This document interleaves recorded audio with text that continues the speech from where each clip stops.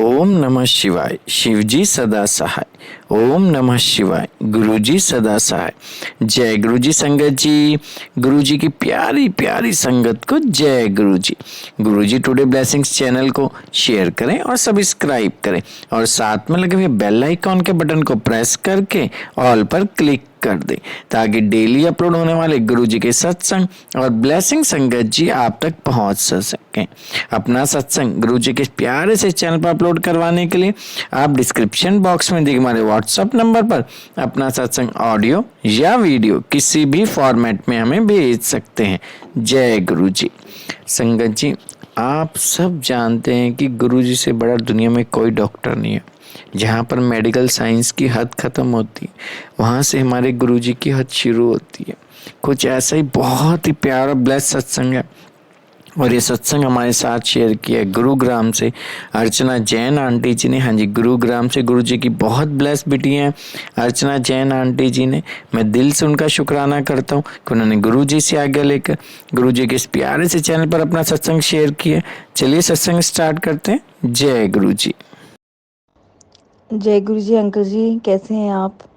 गुरु जी की वाकई में बहुत मेहर है। वो ना हमारी टेस्टिंग लेते हैं कि हम उन्हें कितना मानते हैं ना, मतलब उस हिसाब से गुरु जी वाकई में बहुत टेस्ट लेते हैं। तो हुआ क्या, जब ये मुझे डायग्नोस हुआ और मैं बड़ी परेशान थी। मैं उसी दिन जिस दिन रिपोर्ट मिली थर्सडे को, मैं एक दो डॉक्टर्स को दिखाया और उसके बाद मैं रिपोर्टें लेके ना वहाँ पहुँच गई अपने गुरु जी के दरबार में छतरपुर। और मैंने वहाँ जाके रिपोर्टें हाथ में दी। मैंने कहा गुरुदेव मैं तो आ गई, आपसे बड़ा कोई हॉस्पिटल नहीं, आपसे बड़ा कोई डॉक्टर नहीं। गुरुदेव ये क्या हो गया? मैंने कहा ये तो हो नहीं सकता, और ये मुझे यकीन है गुरुदेव मुझे कुछ भी हो नहीं सकता। जब मैं आपकी बच्ची हूँ, आप मुझे बोलते ना तू मेरी धी है तो मैं तेरा पिता हूँ।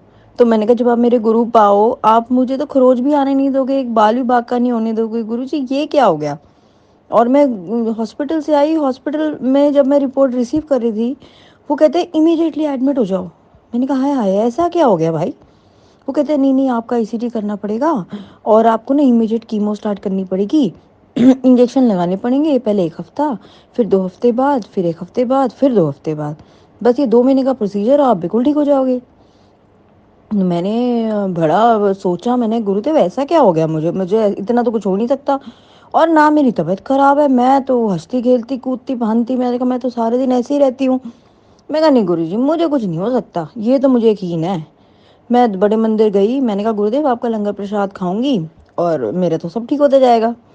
तो मैं रेगुलर जब भी टाइम मिलता है ना, मैं गुरुदेव के दरबार चली जाती हूँ। मतलब मैं ऑफनली, जैसे मंडे थर्सडे जब भी टाइम मिलता है हम चले जाते हैं।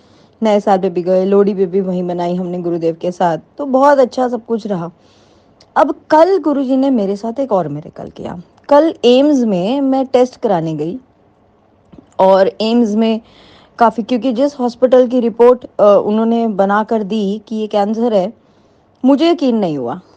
तो पता नहीं गुरुजी ने किसी के थ्रू मेरे को मिलवाया है और एम्स में मुझे वहाँ पे भेज दिया। जब मैं पहुंची वो बोले कि एफएनएससी की रिपोर्ट पे हम कैंसर डिक्लेयर कर ही नहीं सकते जब तक कि बायोप्सी नहीं होती।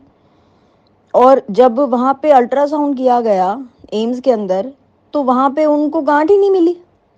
और वो इतनी ज़ोर से दबा के उन्होंने अल्ट्रासाउंड मेरी करने की कोशिश करी। और मैं उनको बोल रही हूँ, मैंने कहा अंकल इतनी ज़ोर से क्यों दबा रहे हो? तो बोले कि आंटी वो मिल ही नहीं रहा जो ये रिपोर्ट में दिखा रहे हैं, बता रहे हैं। मुझे तो ना आपके लंग्स ना लीवर में, हमें तो कुछ दिख ही नहीं रहा। और मैं मन में बोली जाऊँ जय गुरु जी जय गुरु जी जय गुरु जी। भाई मैंने कहा गुरु जी मुझे पता है मेरे को कुछ है ही नहीं, ये तो आप मेरी टेस्टिंग ले रहे थे चेक करने के लिए कि देखता हूँ किसी और पे जाती है ये मेरे पास ही आती है।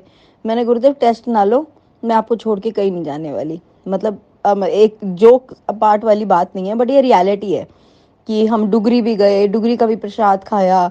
इतना मानते हैं गुरुदेव को, दिन रात गुरुदेव की हमारे घर जोत जगती है, इतना आशीर्वाद है महाराज का। मैं गुरुदेव मुझे कुछ नहीं हो सकता और आप बैठे हो बिल्कुल कुछ नहीं होगा। तो कल जब मैं एम्स से वापस आ रही थी, पहली खुशी ये मिली कि डॉक्टर्स को अल्ट्रासाउंड में मेरा कुछ मिला नहीं। और जैसे ही वापस गाड़ी में बैठ के आने लगी, एकदम से फोन आया एक आंटी का कि आप ना जल्दी से, गुरुजी का सत्संग हो रहा है, यहाँ पहुंचो, आपके घर के पास गुरुजी का सत्संग हो रहा है, जल्दी आओ। मैं मन में सोची, मैंने कहा ये तो मुझे कल भी इनवाइट कर सकते थे, परसों भी इनवाइट कर सकते थे, सुबह भी बोल सकते थे, ये इमीडिएटली कॉल का क्या मैसेज हुआ? तो वो बोले पता नहीं गुरुदेव का कुछ है तो फटाफट आओ। तो मैं चली गई और जाते ही गुरुदेव ने मेरा सत्संग करा दिया कि देखो वो लंप मिला नहीं और वो गायब हो गया। और मैंने कहा गुरुदेव का प्रसाद मैं खाती हूँ और मुझे पता है कि गुरुदेव प्रसाद में अमृत है और मुझे कुछ नहीं हो सकता। और कल मैंने वहाँ लंगर प्रसाद किया और गुरुदेव ने बहुत अच्छा मेरा सत्संग भी कराया। बताओ मैं इससे ज़्यादा शुक्राना क्या कर सकती हूँ अंकल। मैं हर पल शुक्राना महाराज का करती हूँ। बस मेरे निरोगी काया रखे गुरुदेव, हमेशा हाथ हमारे सर पे रखो, हमारे हमारे परिवार पे। बस यही बोलती हूँ अंकल। बहुत बहुत बहुत शुक्राना है मेरे महाराज का। जय गुरु जी, शुक्राना गुरु जी। अंकल जी बहुत बहुत शुक्राना हमारे गुरु जी का।